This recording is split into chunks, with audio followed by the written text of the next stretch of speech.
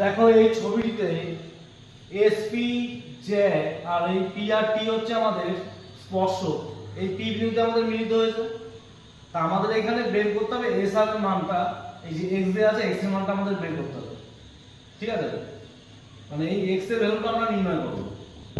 তাহলে এখানে দেখো আমাদের পিটি যেটা মানে এখান থেকে এই পর্যন্ত এইটা আমাদের দেয়া ছিল কত, 8 সেমি। আর পি আর হচ্ছে 4 সেমি। পি আর মানে এইখান থেকে এই পর্যন্ত এটা হচ্ছে 4 সেমি।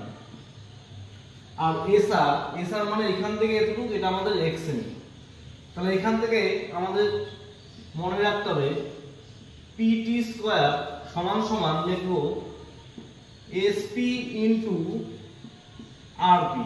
ঠিক আছে, এবার পিটি কি, পিটি হচ্ছে এখান থেকে এতটুকু যে 8 সেমি দেওয়া ছিল, তাহলে আমরা কি করব 8 এর স্কয়ার সমান সমান এসপি।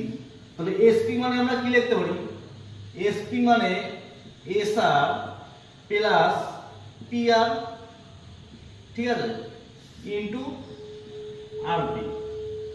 তাহলে এসআর কতটা, এসআর হচ্ছে আমাদের এক্স, আর আমাদের পিআর, পিআর হচ্ছে এখান থেকে এতটুকু 4 সেমি।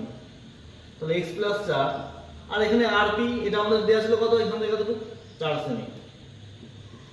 তাহলে আমরা কি লিখতে পারি,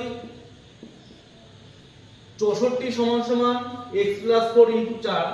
তাহলে এই 4 দিয়ে এই পাশে 64 যদি আমরা কেটে দিই, তাহলে আমাদের x প্লাস 4 সমান সমান আসছে কত, 16।